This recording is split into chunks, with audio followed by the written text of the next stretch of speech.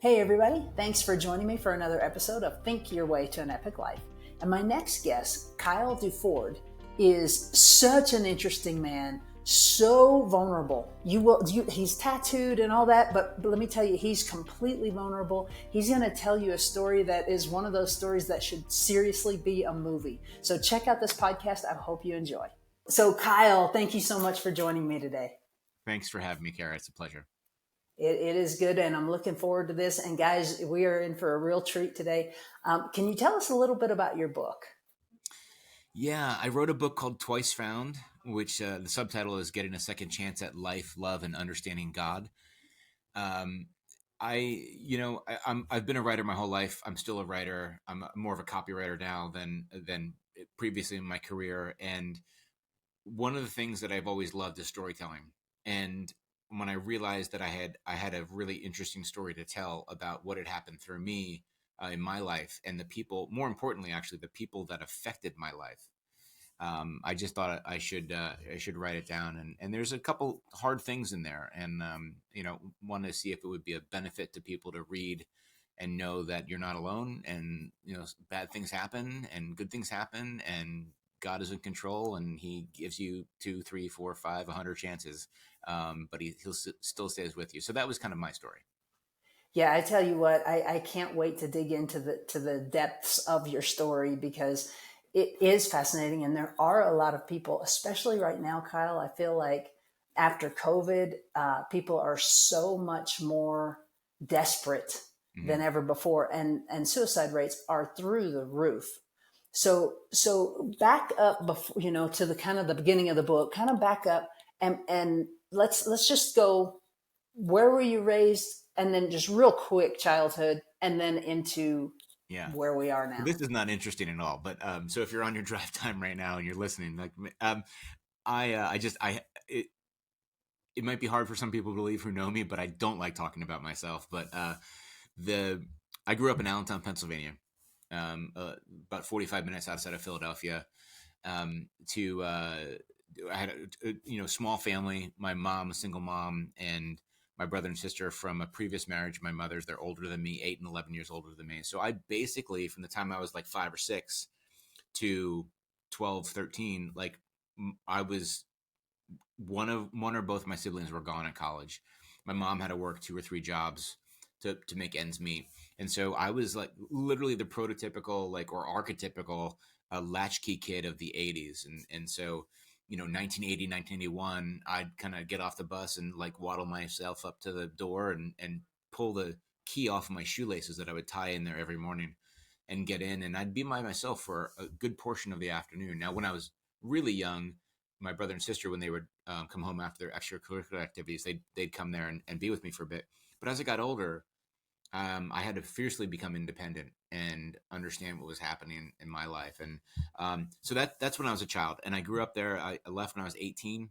Ended up going to the University of Colorado in Boulder, and stayed there for a number of years, and then started a career and lived in a bunch of different places since then. Okay, so moving around, and I really feel like that's one way to get your brain to work together, is because they say brush your teeth with a different hand will help your brain work together. Well, when you travel, when you move, everything is different. We try and set up our world so it's just so solid. I just heard somebody the other day. They were speaking at my brother-in-law's church, and they're talking about how everyone has one of these in their pocket, this iPhone or something, and that it's really just a mirror as well. And you see back what you want to see, and in the context of like commerce and shopping and Instagram and things like that, algorithms learn what you like and feed you what you know. They feed you what you like. And so it's a perpetual machine of just giving you things that you already know. And it dawned on me that that doesn't help broaden horizons at all. And, I have a lot of dear friends that never left, a 20-mile radius of where we grew up. And while I think that's a shame, good for them for being there, and they found other outlets for creativity and understanding who they were and so forth. But for me, I needed to get out. I needed to travel. I needed to see how things were done in different ways. I grew up in such a unique environment that I didn't know that people had two loving parents who loved them. I didn't know that there was a dinner table meal every night for most people, like things that I just didn't understand. And just meeting really fun, interesting people along the way, whether it be Fargo, North Dakota, that was one of the worst stops actually, or San Francisco, or Portland, Oregon, or Denver, Boulder, Colorado, or whatever it may have been. It just really gave me an opportunity to see how other people thought, how they process information, how they sometimes even speak. Different.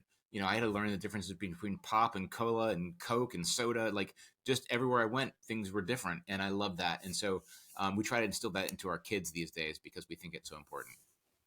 And you've got a couple of them. You've been a pretty busy guy. We're Well, going to get to that. okay, let's get to The man has 6 children. This is going to be one of the funnest podcasts, guys. His life is really, really interesting.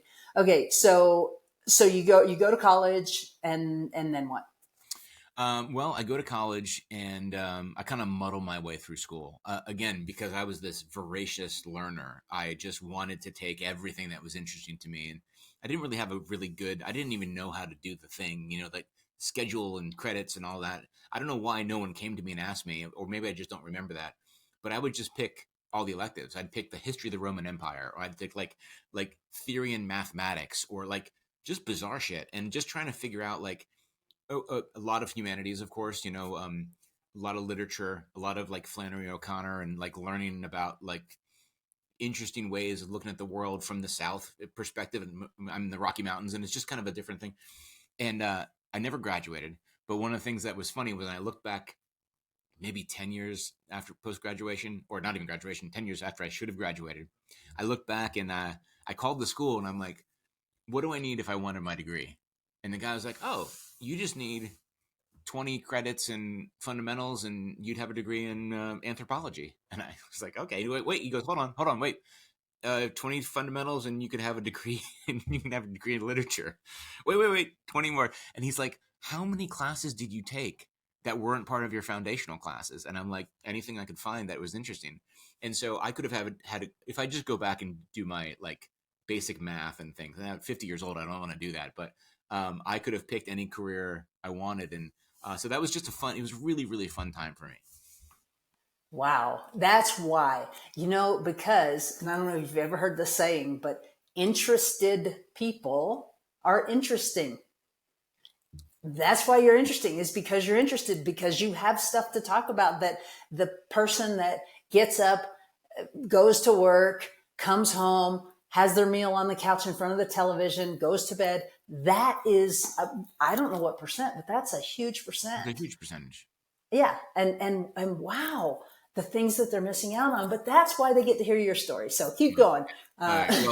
Well, I should say too that my brother and sister are very accomplished, and while we weren't really close throughout growing up into adulthood just because of proximity and age. I'm quite close to my brother and sister now, and my brother speaks like 7 languages fluently, and he lives in Morocco, and he's lived in 32 countries or something. My sister was a federal judge for a while, and now she works for the Department of Energy doing legal prosecution things. And so very, very intelligent family. And I was actually always the black sheep, if you will, because I was the one who I didn't do the norm. I didn't go to school for 4 years and graduate like you're supposed to. I didn't do the thing that people outline and come out the other end. I would always do things differently, not because I wanted to be a maverick, but it was just when I learned at a very early age to be independent. No one ever taught me the other side of that independence comes responsibility. So I would just do whatever I wanted. And so that kind of settled down when I was older. But anyway, when I was in college, what I should say too, we back up a little bit to high school. I met Jesus through Young Life, through high school. We grew up in a very, very non-religious home.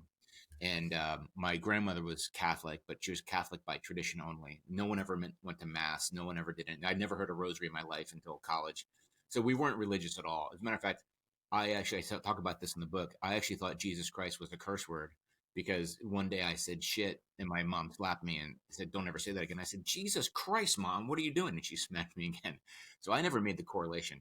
And when I heard what I think is the greatest story ever told, I was so gravitated to my God. And I was like, oh, the Jesus story is a lot cooler than what people think. This is not robes and beards and, sandals walking around. This is like, this guy he was the coolest cat in the room. And I firmly believe if he was here in the flesh today, like, he would be the person people gravitate towards. And so I just love the story. I gave my life to Christ, and I was like, okay. And then I had no idea what that meant. I was like, okay, here I am in a family that doesn't believe what I now believe, and I didn't know what to do. So I kind of muddled my way through my faith. And I went to college in Colorado. And when I was out there, I tried to hook up with some other groups. I went to church and I started to kind of develop my faith, but it felt very showy to me. And so it wasn't, I didn't really appropriate myself uh, again, to Jesus in the way that I think I should have. And so it was not showy because I didn't have anything to show, but it was definitely maybe a facade. Like I knew I believed, but I didn't know how to internalize it. So therefore I only wore the mask of, um, and one time when I was in, because I know you want to get to this, one time I was at the lunch table in the UMC, the University Memorial Center or whatever, where all the, kind of the cafes are and such. And my buddy and I look over and there's these two awfully cute girls, and we think they're looking at us. And I'm like, that one on the left is like, she's really cute. And he's like, well, that's good because I like the one on the right. And we're dorks in college. We don't know what the hell we're talking about. And they start walking towards us, and we're like, oh no, they're walking towards, like, oh my gosh, like this is really happening. What do we do?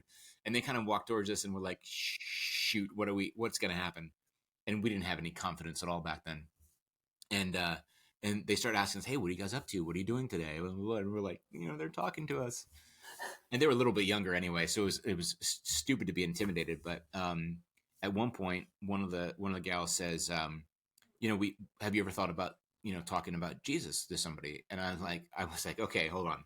I play for the same team, so we're good there. But like, what's your name? Because I want to get to know you. And that woman is now my wife. In the midst of that, though, we dated for a while. I asked her parents' permission to marry her. We were about to get married. At the end of the school year, she went down to, she was at a neighboring Bible college. She went down to Florida, where she was born and where she's from, rather. And I was going to go home to Philadelphia for a bit, or outside Philly, and then head down there. And when she drove away with her best friend back to Florida, I never saw her again. And just we this now remember, I see the face you're making. We look back now, even our kids are like, what's wrong with you? Like, what do you mean? Well, you got to remember that this is 1996, 7 ish, and there was no really internet. It was just coming online. Email was just coming online. You still had to have an edu email, so you had to be at the college. She was no longer at the college she went. I don't even think they had email addresses there. There was no mobile phones. You're all transient. There's landlines only. I leave to go to Philly. She's in Florida. We don't know. I think actually God has kind of like blinded us for this a little bit, so we don't know who was actually to blame. But we can't remember what happened exactly. Which is, like I said, it's a lot of grace there for us. But did she, did she try to call me? Did I have her phone number? Did I not? But back then, it's like $1,200 to fly from Colorado to Florida, and who has that kind of money? And uh, so she drove away, and that was it. We do remember trying to get in touch with one another. Like, I call her and like leave a message with one of her 6 other siblings, and it might have gotten to her. And like, I'm now at my parents' house. Here's my number, and if she called, I wasn't there, or did she even get the message? And it was that kind of thing, right? And probably 3 months of this goes by, and I'm just devastated. I'm like, this. I mean, I went in through a severe depression, the first depression of my life, and I didn't even know what that was. I wasn't crying. I was just like sullen and just like not myself. And like, I felt like a part of me had been ripped out. And she felt similarly in different ways. And we just kind of felt, okay, this is it. She went on, married her ex high school boyfriend. I went on, literally married the first person who showed interest in me, because I was so full of like, okay, whatever, you know, a shameful reason to get married, but I did. We both had children. Didn't speak to her for 21 years. Um, yeah, so that was my college experience. It was a very fun time, a lot of education, a lot of fun. I was a non-traditional student for a good portion of it, so it's not like I went and partied and did all that kind of stuff back when Boulder was like the number one party school. And I didn't do any of that. I was just with a really good bunch of friends, and yeah, I love that period of my life. It taught me a lot. Wow. Okay. So were you in a college ministry? No, no, I tried to do Young Life for a bit as a what they call a leader. So going to high school campuses and basically just loving on high school kids who really don't have anybody. And invested a lot in some kids that really cared for and did my best to do whatever. But I've just never been an organizational kind of person. Don't like telling people telling me what to do, and especially when I was younger. And I just the confines of like, wait, you can't have that conversation with like, I'm like, you can't curse. I'm like, I don't know, like, is do we need to really like how are you defining my Christianity and my belief? I have a mouth like a sailor, and I hate it, but it's just who I am, and I try to like.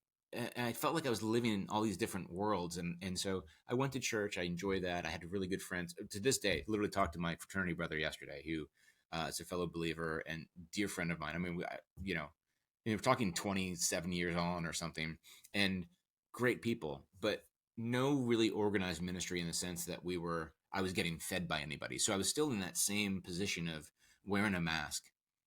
And actually, that I'm trying to fire through all this because I know we have a short time, but going back to growing up, um, there was times that I went to bed alone because brother and sister were in college. My mom was working a late shift or at a bar, working as a bartender or whatever, again, to pay for everything. And I'd lock all the doors and go upstairs and lock my bedroom door and crawl on the sheets. And we didn't have TVs in our room or anything like that. So you try to fall asleep in the dark by yourself with no sound. I was petrified.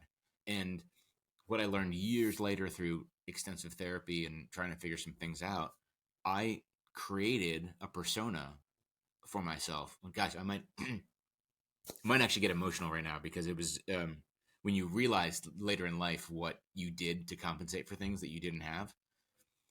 That's a really yeah. Anyway, um, I created this persona for myself that was just untouchable. That you can't hurt me. No one can hurt me. And I wore that mask a good part of my life. Where if you don't like me, well, you don't like the mask, so I don't care. And if you do like me, well, you like the mask. You still can't hurt me. You can't love me too much, or you can't get close to me, or I don't have to get personal with you. So a good portion of my life, 40 some years of my life, all I did was be that persona, or I would adapt different ones for different people, different situations. So this mask I wore in college was very clearly this: I'm a Christian, I'm good, I got all my shit together, I'm doing well in school, I'm doing this, like leave me alone. And inside, and I don't know if I would have articulated this even if I was talking to a therapist then at 19, 20, 22 years old, whatever. But looking back, I know I was just screaming for help and um, not understanding what the feelings I had inside of me, like not even understanding how to love my fiance back then. How do you love somebody when you've never been shown love properly? When it's never been modeled to you in a family. All those different things. So flash forward to the college experience and things, and all those friends in college, and anything I did was like, I can do that. You can't hurt me. I'm better than you. I'm, whatever, Mr. Pompous asshole all the time. It was exhausting. So yeah, that was kind of, yeah, that's a long story. No, it's great. You're being so vulnerable, and I appreciate it so much. And you do talk about vulnerability a lot in leadership. And Mhm. I do want to mention so that we don't mess this up.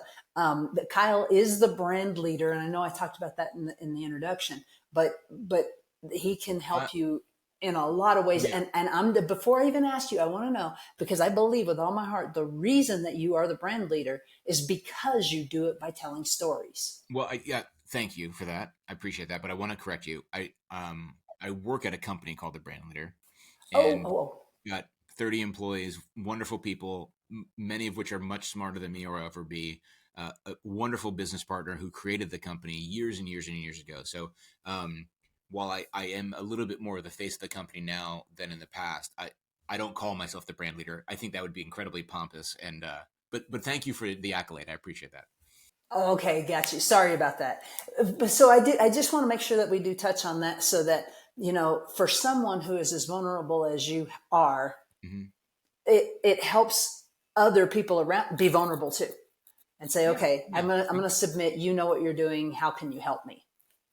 Yeah, yeah, that's true. We've won a lot of awards for our workplace culture, and that really came from it stemmed from trying to grow a business the right way. And when I came over here and joined Jeff and tried to figure out how to make this thing work, I had just kind of gone through this life event that kind of changed the course of my life. That I had changed who I was, where I became open and vulnerable and honest and transparent, and really the Kyle that my wife would tell you, that the one that she's always known, like not the guy that purports to be something else, and which is for the most part dead right now anyway. So um and I was so afraid to slip into another corporate role. I was at some pretty big brands for a while, and I was just a dick. I was at the top of my game, and I just thought I could treat anyone however. And I was so petrified of doing that to people. I was so petrified of. I mean, and that's the accurate word, was petrified of going back and being in a situation where I would react the same way I would have 3 years ago at the time. Now 8 years ago, 10 years ago now, or I would I would treat somebody poorly because they said something that was smarter than my idea, and I was embarrassed and ashamed because that hit all of my triggers. And so therefore I put them down in a meeting. So they're I didn't want to be that guy anymore. I hated that guy. I hated that guy when I was doing those things, but I couldn't separate myself from who that was. And so I kind of went the other way completely, where I was like, okay, I'm just going to be kind and gracious and loving and caring and accepting, and just see what that gets us. And the side effect of that, of my determination to become, and listen, I should say also that Jeff, my business partner, absolutely 1000% the kindest human being I've ever met, and had already had that environment. But I wanted to take it a little bit further, in the sense of like, how could we create a culture around that? And one of those things you have to do is be open and transparent. You have to offer grace for people when they make mistakes. You have to, and knowing that in advance, that people will make mistakes, and that's okay. It's the best learning opportunity. There has to be trust and empathy. You have to reward people for their work, and you have to offer rituals for the team, and all these different things, and accept people for who they are. And I say, it's vulnerability from the top. If I can't be vulnerable with who I am, and that doesn't mean the open kimono all the time. It doesn't mean like, this is what I did at home last night and I'm ashamed of it. Like, it's not, I mean, that would be a very weird environment. But in a sense, you're vulnerable with who you are, as feelings that I'm scared this might not work. We're going to try it together. Um, I'm really sad today and I don't know why. I need help because I don't know if this is the right answer. If you show those signs, and listen, I don't do it well at all. I try to, but I'm sure I don't do it well. Because it's a very, very hard thing to come to those kind of terms and come into the workplace with the idea that you can shed this cloak of insecurity and say, yeah, I'm really excited about this, but gosh, I don't know if I'm right. Can you guys can you, junior person, in career only, I would say junior person, can you look at this and tell me what you think? That takes a special kind of person. Again, that's why I try to do it. I would have to ask my colleagues if I do a good job. And then open and authentic behavior. You be who you are, who you are. And that doesn't mean that everyone gets a say at the table. I mean, we are a business. We have a hierarchy. We have to, otherwise we wouldn't function. But it doesn't mean being a jerk. It means like being who you are, being accepted for who you are, and then doing that for other people. And so that's kind of how that kind of life that I led and the transformation I had personally has translated to the business world. So it makes for a more creative environment, more collaborative environment, where people trust each other. I've had, at one point, I don't know if this is true right now, but at one point I had said that every man in the business had been in my office crying at some point, and every man in the business, and that's huge. And sometimes they didn't know why, and I'm like, brother, I cry almost every day, and I'm not ashamed of it. It's like being in touch with your emotion, I think, is actually more manly than covering them up. And a lot of the women here have gone through some hard things.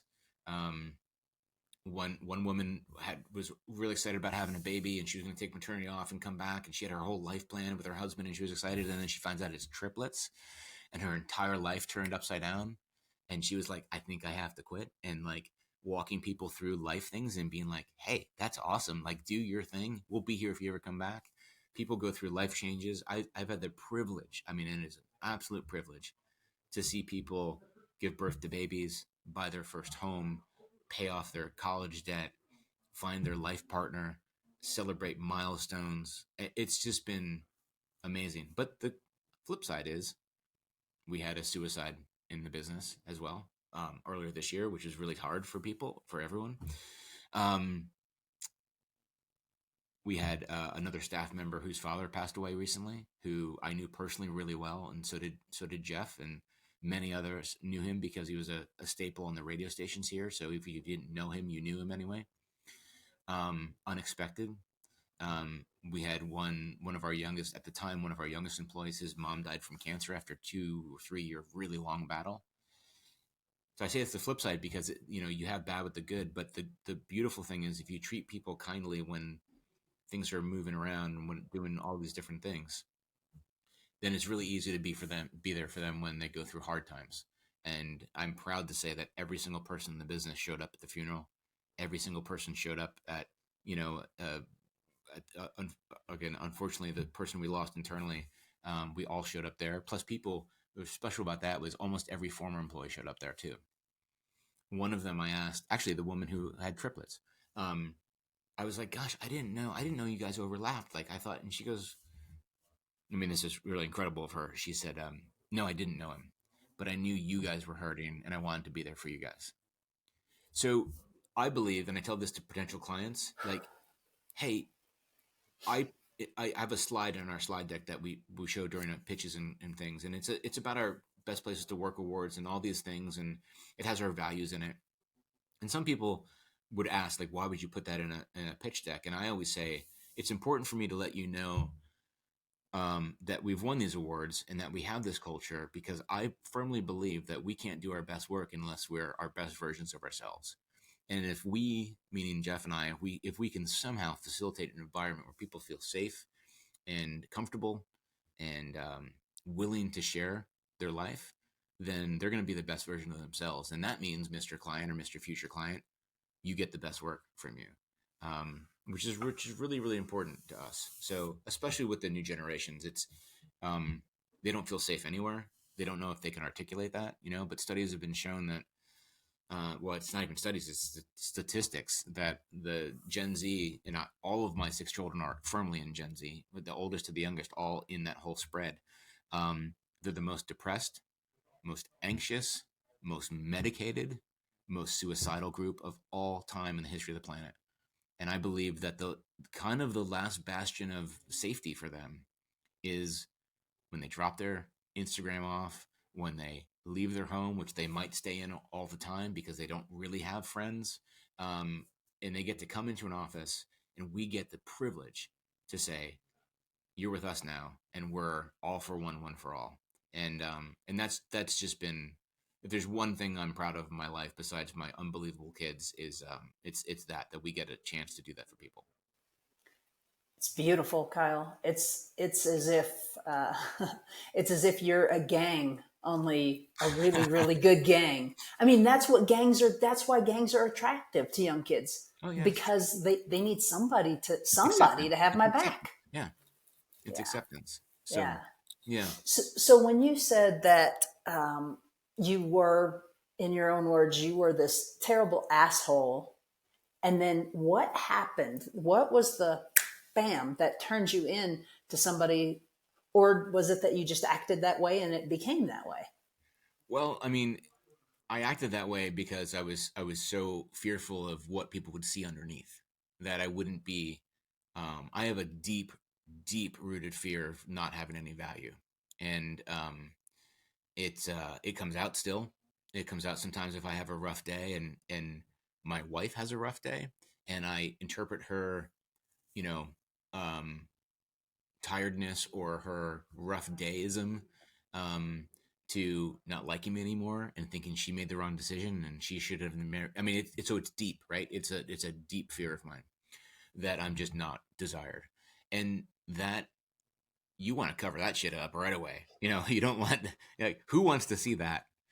And so when I started wearing this mask and when that grew, it became, as my therapist said so kindly to me years ago, he's like, you're not going to just take this thing off because it's grafted to your face. And he's like, it's kind of like when, when you pull something off and it pulls skin with it, and you go into the shower and you didn't realize it did that, and then your body stings and you're like, holy cow, like I actually took off a layer of skin. He's like, you're gonna sting for a long time and it's gonna hurt. And I can tell you, I felt everything.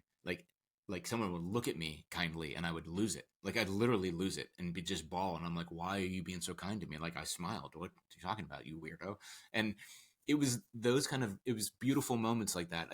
My kids make fun of me because we went to go see, all of us went to go see Mamma Mia 2. And it's a silly movie, but we love ABBA. And so we went, and I bawled. And my eldest daughter she looked over down the line and she's like, are you crying? I said, because I felt it. I so much understood this one character. I think it was the Pierce Brosnan character, where he had kept these photos of this woman he loved for 30 years, and he kept them in this book. And I was just like, I felt that because I knew what it was like to show yourself as somebody else, but secretly you're really harboring this like love for somebody, love of other things, this secret emotional side to you that no one gets to see. So I would cry a lot, and I felt a lot. But getting back to your question, um, for me, I it was a very low point in my life. I was in a position where, and I talk about this in my book pretty openly. I was so pompous with my department. I get to fly anywhere in the world, right? I worked for a very large footwear company. I sat at the table. I was one of the senior executive leaders, so I didn't have a C title, but I sat next to the CEO in meetings. Like he became a good friend. So 9 of us would run this company globally. So I had an office my main office was in Portland, Oregon. I had one in London. I was out there for a week every 3 or 4 weeks, like it was crazy. Had one in Tokyo, had one in Hong Kong, and that kind of attractiveness to somebody like me, of just like getting to fly first class everywhere and getting to you just it's almost like, okay, I'm gonna slide into this role deeper because I can hide even more well than I could before. Um, because before you're wearing a mask in front of people, but now I get to sit in 1A and no one's gonna talk to me because they think I'm important. I mean, it's such bullshit, right? Like I hear myself say it back, and I'm like, gosh, well, I was so stupid. Um, but taking selfies of yourself as a Gen Xer, like taking selfies and posting them because you would never say this in the moment, but basically to let people know that you're like, look how cool I am. Look where I am. Look who I'm with. Look what I'm drinking. Look at the expensive food I'm having, when really you're taking a picture because you don't want people to see the real thing behind you. So you put the false. It's a manifestation of the false self just being put out there for everyone else, because if they see that, they're not going to bother me. They're not going to call me and challenge me or ask me how I'm doing. So that was my life. So I was so pompous with my what I would do. I took a lot of chances because it was thrilling to me. So I would try different things. I ran all of e-commerce and all of digital marketing, and so I would take chances. I'd spend more money. I mean, my budget was massive, and I knew it was going to catch up to me at some point. I mean, I made very good decisions, but I was definitely very cavalier, almost to the point of like, I don't care what you guys say. I know more about this shit than you do, CFO or whatever. But I was the youngest person on this executive team. I was the only American on this executive team, and I knew all eyes were on me always. Like, why is he here? What is he going to do now? But I had a little bit of protection because the CEO knew I was making him a lot of money. And so it was just kind of this environment where I was protected from my own shit by my own shit, right? I was so immersed in it that I couldn't even see who I was anymore. In that period, I ended up having an affair. We filed for divorce because of it. I was fired like epically from my job, like massive crash and burn, like not even get a chance to fix it. It was just like, you're done, you're out. Um, and because of the affair and the divorce, there was all of my friends were gone. Like all of my friends were like, and kind of rightfully so. Like I don't blame them for dropping me. Um, but any friends we had as a couple, anything, and it was just gone. And so I'm forced to live in this little, cement studio apartment in downtown Portland, and I'm not with the two younger children, and I'm like, and so, yeah, there was a time where I contemplated and end up starting the process of trying to kill myself. And I want to be very clear because there's a lot of people who like put a gun to their head, unfortunately, like my former colleague here, and go through with it, or don't, or pull the trigger and it misfires, or something happens, which is where they're about to jump off something, and like what I was in a garage with my Jeep and the windows down and the door shut. I had a very long time to think about if this is what I wanted to do or not. And so I don't want to take away from anyone who had a similar experience, and we're kind of like magically pulled from that experience of like, hey, I got you, you're okay. I had a very long time to think. And so while it was getting cloudy and while it was starting to cough, right, it was not in my mind though, knowing that I had made that decision, that was the worst part for me. And the thing that I thought was my kids are going to come home, because I went back to the house to do it. Um, and I think I was picking something up or something, and so I was just like, why am I even here? Like, it reminded me of too much, and I'm like, my life is shit. I hate myself. I've always hated myself. Like, I have nothing. Gosh, I did not want to cry today, but um, and so I figured like, I'll do this.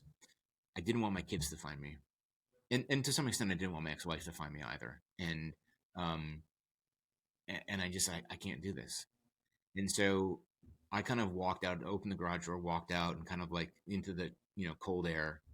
It was December. It was actually just a couple days after Christmas, I think. And yeah, because Christmas was awful. Like Of course. we gave the obligatory gift to one another, but we weren't. I wasn't in the same house. It was just the kids were. Everyone was off. It was just really just sad, and um. So I thought to myself, I just need to do something. And my ex-wife said, "You just need to go away and ride your bike." So biking was been a big part of my life since I was a child. And so I'm like, okay, maybe I'll just go to, down, weekend or something. She's like, no, go away, go do something you love. Now, looking back, I think she wanted to get me away from, you know, the mistress, even though that had long ended. Um, but so I went on vacation to Maui. So from Portland to Maui, it's a very cheap ticket. It's actually not as cumbersome than going from the East Coast. And so I took my bike with me. I went out there, and I just went out there with the sole idea of just clearing my head, like seeing if I had worth or value. And something happened to me on the plane. I was so tired. It was the second, I'll never forget this. It was the second leg. And I jump on the next plane in Los Angeles. And I sit down in the seat, not in 1A, definitely back in coach, fully happy with that. And I thought to myself, like, what am I doing? Like, what am I doing? And I can't even say more than that. It was just like, why do I do this? Why do I do that? Who am I? I don't know who I am. Am I who I want to be? I'm accomplished, but I'm not accomplished for the right things. I'm not known for the right things. I'm not like, I was kind of like the smart asshole, right? So you I came in the room, I was always right, whether I was right or not. I was always and I hated it. I hated it. And so I said, you know what? And at the time, because I had walked away from my faith years before through after losing my fiance in college, I was just like, I don't believe you exist. You promised this to me, even though I'm talking to God, I'm telling him he doesn't exist. It was very, metaphysical, I guess, or meta. Um, and so I'm on this plane, and I'm just like, I don't know if it's God that's listening. I don't know if it's Yahweh. I don't know if it's Jesus. I don't know if it's, Buddha. I don't know if it's Mother Nature or the universe. I'm telling you, I don't want to do this anymore. I'm done. So I'm going to say yes to anything that comes my way. And sure enough, I get off the, part of my language, I get off the fucking plane, and the guy at the Jeep rental place says, "Oh, you here in Maui for business?" And I said, "No." And he's like, "Oh, are you waiting to pick people up? Are they waiting?" I said, "No." He goes, "Are you coming back home?" And I said, "No." He goes, "Who comes to Maui by themselves?" And I said, "Well, I had a kind of like, I think I'm in a midlife crisis that I don't know." And he's just like, "All right, listen." Um, Gives me the Jeep keys. He's like, "If you're up for it, I get off in a couple hours. I'll show you around. I'll do it." And I knew Maui pretty well, but he's like, "Do you want me to show you?" And in my mind, I'm like, "No, like, I don't want to hang out with you, you goofball." And I said, "Yes." And the Uber driver, the next because the Jeep actually broke down a couple days later, which is weird. But the Uber driver was this old, like 78, 80-year-old Hawaiian woman who literally sat on a stack of old phone books. And she says, "Do you want?" She picked me up. She goes, "Do you want to sit in the front?" And I'm like, "No," but yes, sat in the front. Um, on that same ride, she goes, "Hey, I haven't had a cup of coffee. And I love coffee. Like I love coffee more than life. So do you want to get a cup of coffee?" And I'm like, if this would have been 5 weeks earlier, I would have been, "Drop me off now, you absolute freak. I'm calling another Uber driver and reporting you because why? Because she was nice, but because she wanted to know me in turn." I'm like, that was a hard no. But I'm like, yeah. So we went to Starbucks and got a cup of coffee in Kihei, Maui. Like I'll never forget it. And I bought it for her. It was so strange. And then it was point is this happened time and time and time and time again while I'm there, and I just felt chased. And the scriptures tell us that God never gives up on us because He's the hound of heaven. He will relentlessly pursue us if we've asked Him to. And I asked Him to when I was 16 years old, and He didn't forget that.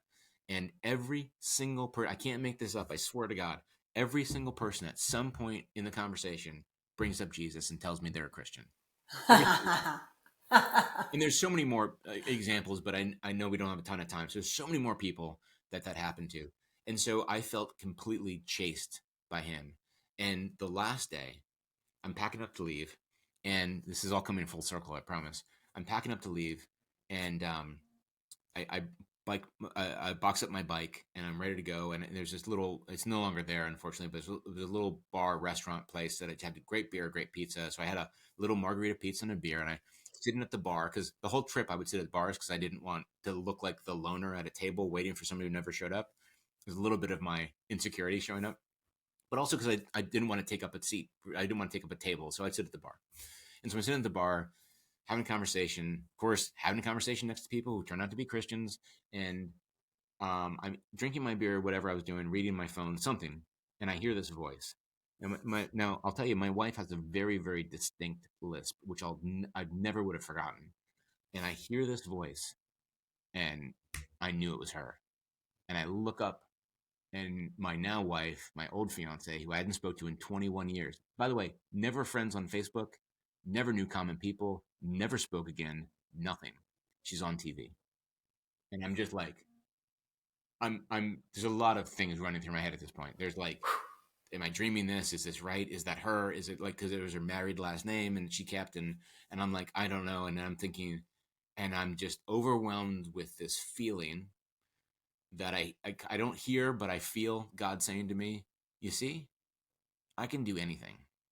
And um, I mean, yeah, this is the happy tears. But at our wedding, I said to my wife during our vows, I said, if I was God and I needed to prove to Kyle that I existed, I would bring you back into his life. And that's what happened. So it was little shortly after that I fully committed my life to the Lord again and said, I'm out. It's not me anymore. It's you.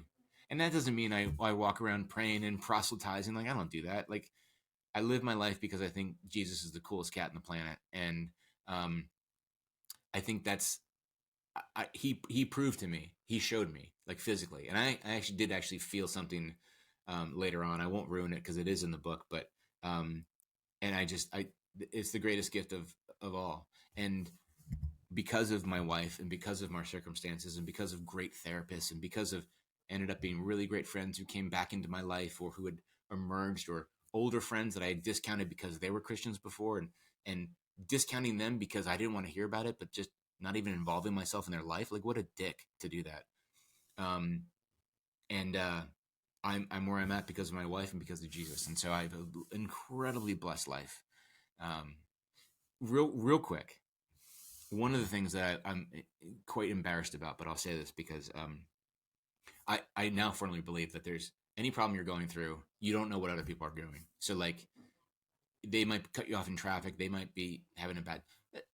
2 weeks ago, I'm in a parking lot of Hobby Lobby trying to get something here down in the South, and I've got my family with me, and I backed out, and I've got the camera and everything, but apparently there was somebody coming, and they had to stop and wait. But I stopped because I thought of something I can't remember. I stopped too long while I'm pulling out. And then I pull up and I see this guy, not the guy who was walking, but a guy in his car about to get in his car, look at me and give me this nasty sneer. And he like makes some hand gestures. So I rolled my window. I said, I'm sorry. I'm sorry. I lost track and I just, I apologize.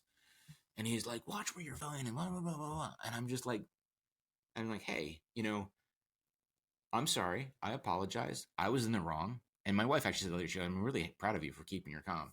I said, I was in the wrong. And I said, I didn't mean to, invade, whatever I said, invade your space or whatever.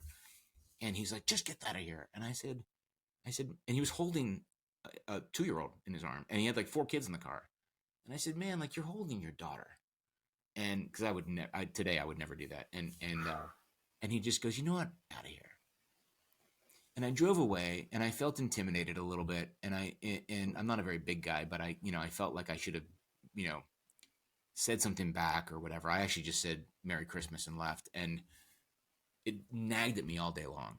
I was just like, I should have said something. I should have been I should have been the heavy. I shouldn't have let him talk to me that way.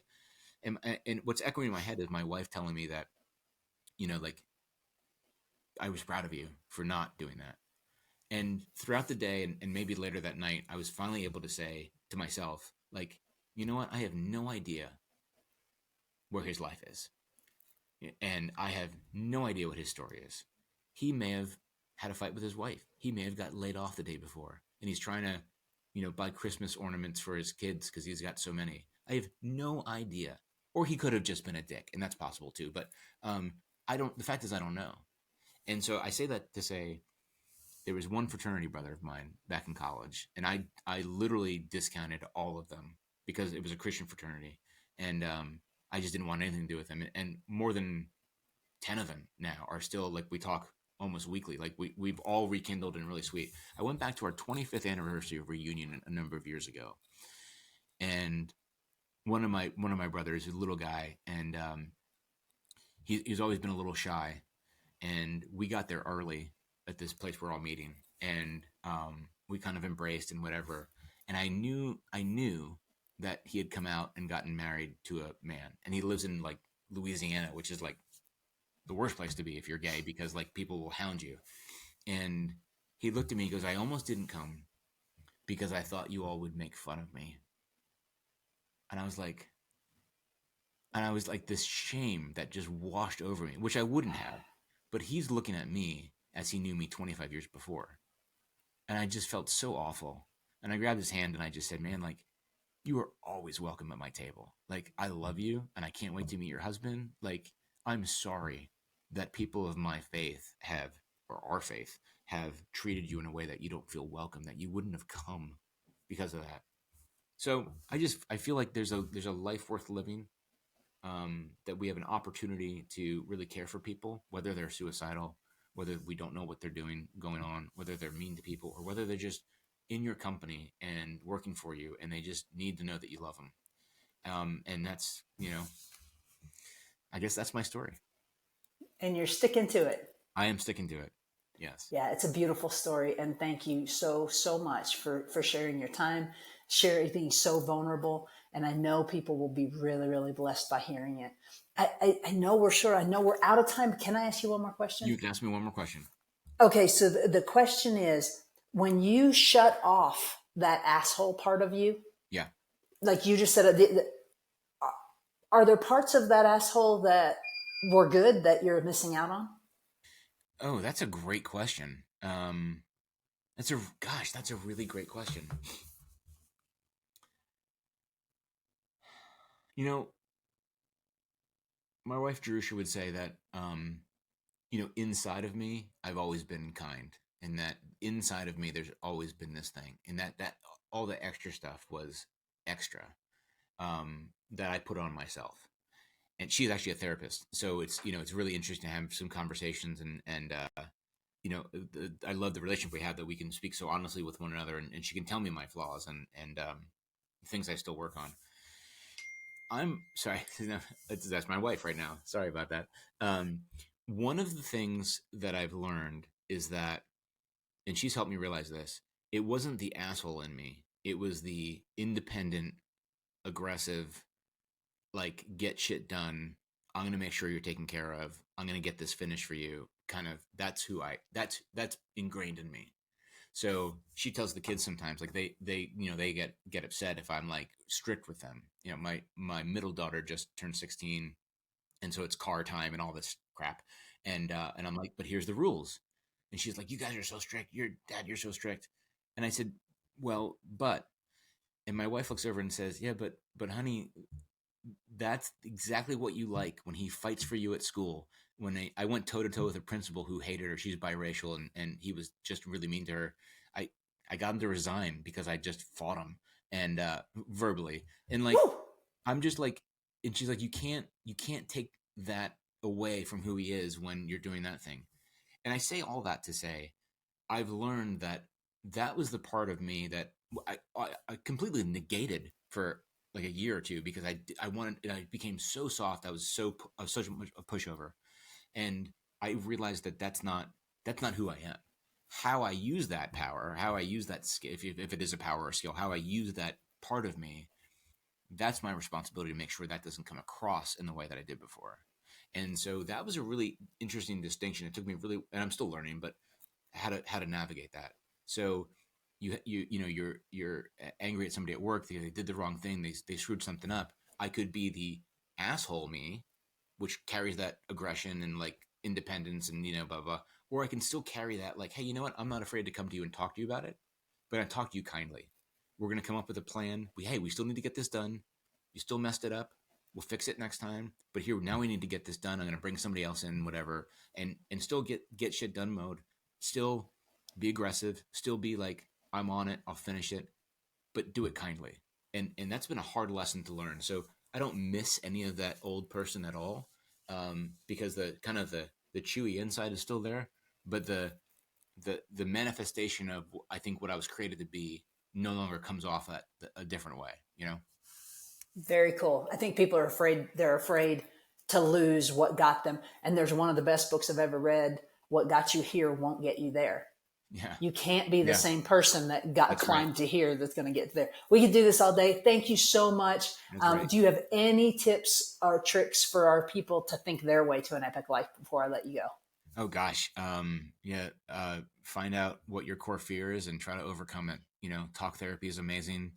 I think Jesus is amazing. But you can kind of do whatever. But and I know for a fact people are scared about being vulnerable and who they are. But if you just open up to one person about it, it starts a wave of understanding, hopefully, and coming to terms with who you are and trying to better your life. Okay. Kyle, thank you so very much. Go take care of that beautiful wife. Thank you. Have Right a back at wonderful you. night. Bye. You too. Bye bye.